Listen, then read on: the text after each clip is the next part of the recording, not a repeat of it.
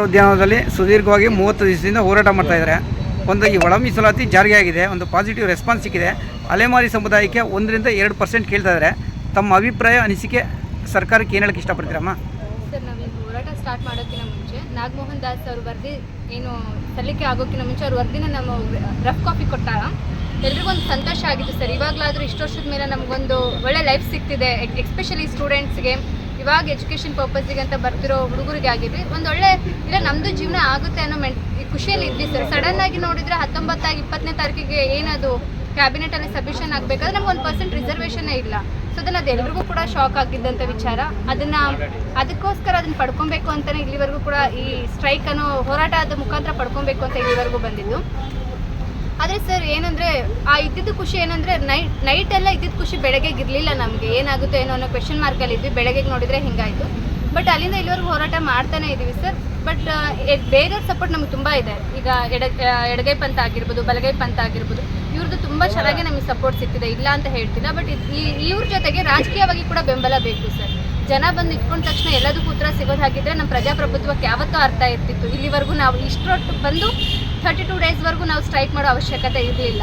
ಇನ್ನೂ ಒಂದು ನನಗೇನು ಬೇಸರದ ಸಂಗತಿ ಅಂತ ಅಂದರೆ ಸರ್, ನಾವು 3 ದಿನ ಕಂಟಿನ್ಯೂಸ್ ಸ್ಟ್ರೈಕ್ ಮಾಡಿದ್ವಿ. ಕ್ಯಾಬಿನೆಟಲ್ಲಿ ಇದನ್ನ ಆದಮೇಲೆ 3 ದಿನದವರೆಗೂ ಸ್ಟ್ರೈಕ್ ಮಾಡಿದ್ರೆ ಯಾವುದೇ ಒಬ್ಬ ಮಿನಿಸ್ಟ್ರು ಕೂಡ, ಒಬ್ಬ ಪಕ್ಷದ ಪ್ರತಿನಿಧಿ ಕೂಡ ಬಂದು ಏನಾಯಿತು, ಏನಿಲ್ಲ, ಏನು ಸಮಸ್ಯೆ, ನಾವು ನಿಮಗೆ ಪರಿಹಾರ ಹುಡುಕೊಡ್ತೀವಿ ಅಂತ ಹೇಳಿಲ್ಲ. ಬಟ್ ನಿನ್ನೆ ಒಂದೇ ಒಂದು ಲಂಬಾಣಿಯವರ ಸ್ಟ್ರೈಕ್ ಆದ ತಕ್ಷಣ ಎಷ್ಟೋ ಮಿನಿಸ್ಟರ್ ಬಂದರು ಸರ್. ಯಾಕಂದರೆ ಅವ್ರದ್ದು ಒಂದು ಪಾಯಿಂಟ್ ಏನೋ ಅವ್ರ ಜನಸಂಖ್ಯೆ ಇದೆ, ಅವ್ರು ವೋಟಿಂಗ್ ಪರ್ಪಸ್ ಬ್ಯಾಂಕ್ ಆಗಿದ್ರು ಅವರಿಗೆ.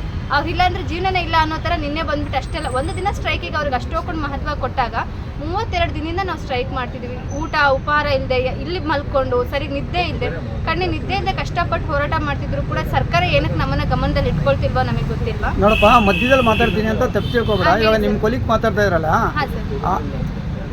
ಅವ್ರ ಬಗ್ಗೆ ನಾನು ಹೊಗಳ್ತಾ ಇದ್ದೀನಿ, ಬಂಜಾರ ಸಮುದಾಯದ ಬಗ್ಗೆ ನಾನು ಹೊಗಳ್ತಾ ಇದ್ದೀನಿ ಅಂತಲ್ಲ ಪುಟ. ಅಲ್ಲಿ ವಿದ್ಯಾವಂತರು ಜಾಸ್ತಿ ಇದ್ದಾರೆ, ನಿಮ್ಮಲ್ಲಿ ಅಲೆಮಾರಿ ಸಮುದಾಯದಲ್ಲಿ ವಿದ್ಯಾವಂತರು ಕಡಿಮೆ ಇದ್ದಾರೆ ಅನ್ನೋ ಒಂದು ಕ್ವಶನ್ ಮಾರ್ಕ್ ಸರ್. ಹೌದು ಸರ್, ವಿದ್ಯಾವಂತರು ಕಡಿಮೆ ಇದ್ದಾರೆ, ಅದನ್ನ ನಾನು ಒಪ್ಕೊಳ್ತೀನಿ. ಅದಕ್ಕೆ ಕಾರಣ ಯಾರು ಸರ್?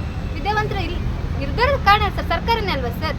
ಏನಕ್ಕಂದ್ರೆ ನಾನು ಡಬಲ್ ಡಿಗ್ರಿ ಗ್ರಾಜುಯೇಟೆಡ್ ಹೋಲ್ಡರ್ ಆಯಿತಾ. ನಂದು 1.5 year 2 years ಆಯಿತು ನಾನು ಎಜುಕೇಷನ್ ಮುಗಿಸಿ. ನಾನು ಏನು ಜಾಬ್ ಮಾಡ್ತೀನಿ ಸರ್? ಬೇರೆಯವ್ರಿಗೆ ಏನು ಹೇಳ್ಕೊಡ್ತೀನಿ ಸರ್?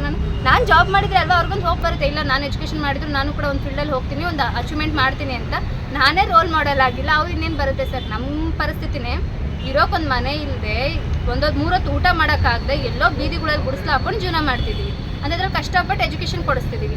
ಅದರಲ್ಲೂ ಕೂಡ ಎಜುಕೇಷನ್ ಒಂದು ಏಜ್ವರೆಗೂ ಬಂದ ಮೇಲೆ ಏನೂ ಇಲ್ಲ ಅಂತಂದಮೇಲೆ ಆ ನಿರಾಸಕ್ತಿಗೆ ಇನ್ನೆಲ್ಲಿ ಸರ್ ಓದಬೇಕು ಅನ್ನೋ ಮನಸ್ಥಿತಿ ಬರುತ್ತೆ.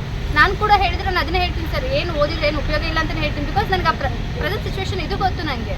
ಸೊ ಅದನ್ನು ಹಾಗಾಗಿ ಎಜುಕೇಷನ್ ರೇಷಿಯೋ ಕಡಿಮೆ ಆಗಿದೆ ಸರ್. ಮೇ ಬಿ ರಿಸರ್ವೇಷನ್ ಕೊಟ್ಟ ಮೇಲೆ ನಮ್ಮಲ್ಲಿ ಯಾರಾದರೂ ಒಬ್ಬರೋ ಇಬ್ಬರೋ ಈ ಗೌರ್ಮೆಂಟ್ ಫೀಲ್ಡ್ಗಳಲ್ಲಿ ಬಂದ ಮೇಲೆ ಎಲ್ಲರೂ ಕೂಡ ಎಜುಕೇಷನ್ ಮೇಲೆ ಆಸಕ್ತಿ ಬರುತ್ತೆ ಅಂತ ನಾನು ಇವಾಗ 1-2% ಮೀಸಲಾತಿ ಕೇಳ್ತಾ ಇದ್ದಾರೆ ಪುಟ. ಇದೊಂದು ಪಾಸಿಟಿವ್ ರೆಸ್ಪಾನ್ಸ್ ಸಿಗುತ್ತೆ ಅಂತ ಮನೋಭಾವನೆ ಇದೆಯಾ? ಅತಿ ಶೀಘ್ರದಲ್ಲೇ ಬರುತ್ತೆ ಅಂತ ಒಂದು ಪಾಸಿಟಿವ್ ರೆಸ್ಪಾನ್ಸ್? ಪಾಸಿಟಿವ್ ಆಗಿದ್ದೀರಾ ಸರ್? ಇಷ್ಟು ದಿನ ಇರಲಿಲ್ಲ, ಇವಾಗಿದೆ ಸರ್. ಇಷ್ಟು ದಿನದವರೆಗೂ ಇರಲಿಲ್ಲ, ಪ್ರೆಸೆಂಟ್ ಇದೆ, ಬರುತ್ತೆ ಅಂತ. Very good.